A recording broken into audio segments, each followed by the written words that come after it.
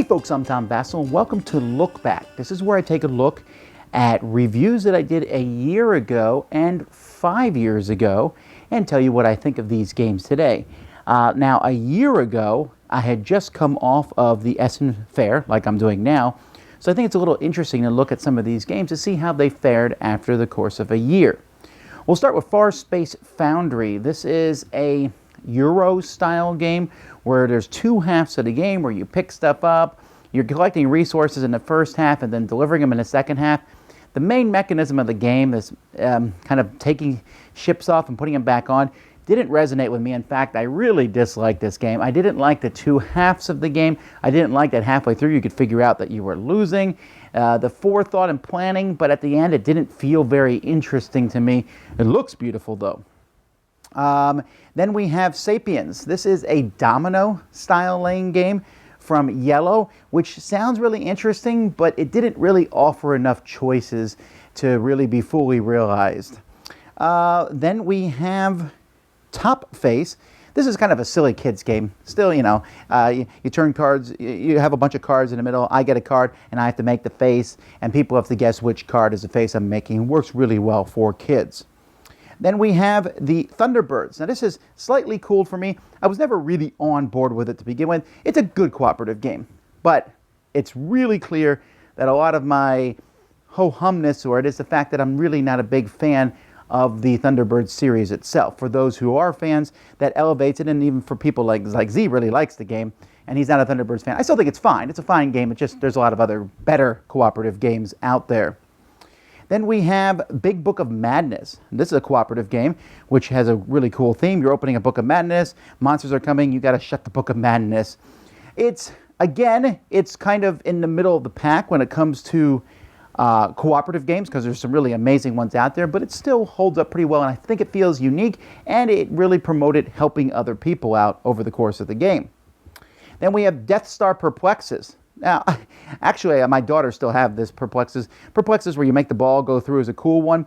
This is one that came out for Star Wars. Yeah, right. You know, a licensing, but it's actually a really cool version. It's probably the best Perplexes. There's even like a little X-Wing that picks the ball up with a magnet and drops it off somewhere else. Then we have Justice League Action Dice. This was a cooperative game. Superman and Batman working together. It needed more dice. Well, they finally have come out with some just a few weeks ago at Essen. I haven't played the new ones yet, so I'm anxious to see. I think it's Flash and Green Lantern. But still, it was a cool theme, and I thought they did a good job on the artwork. Then, as I was saying, Mafia de Cuba. This is one of those werewolf-style games where you pass the box around. It is a novel, really cool idea. You'll notice it's slightly cooling for me because while it's a novel, cool idea, I've noticed it doesn't hit the table as much, and the gameplays are not quite as diverse as I would like. I still love the theme, still love passing the box around, still think it's very unique. It's just not like, it's just that when we come to these games, sometimes I'm seeing people like, they're still wanting to play Resistance a lot. This one is not getting as much love. Roll for the Galaxy Ambition. I think Roll for the Galaxy is a great game. I think this expansion is a lot of fun. Didn't blow me away, it just added some more stuff, but it added some new colored dice and stuff, and so that was really cool. Pursuit of Happiness. This is a worker placement game. Now, Melody loves this game. This is one of the ones that's still in my collection because Melody likes it so much, but even I think it's cool. Many people call it the Euro game of life, and that's really the way it is, where you go through and pick what you're going to do, what career paths you're going to take. Dice City. This one has actually come up for me a bit because the expansions add more. The first two expansions added some gold. That's pretty neat. I haven't played the third one yet. But just every time I bring it out, I'm like, wow, this is such a good gateway game. It's so easy to teach people, and you're adding cards, and you're rolling dice. A little long with 4 still, but with 3, it's a fantastically cool game. All right, then we have Timeline Challenge. Another one that's still in my collection. Always love Timeline. I think it's educational. And learning dates, where you get a whole bunch of packs together. Timeline Challenge took Timeline, expanded it, added multiple games. I think it's a great idea. And the fact you can plug all the old Timeline games into it really does well for that game. Race for the Galaxy Xeno Invasion. When I played this, I said this is the best expansion for Race for the Galaxy. I still think so. I really like it. I like the idea that there's these aliens invading and there's different ways. Points will be scored at the end of the game. Very cool. Much better than the other expansions for Race for the Galaxy.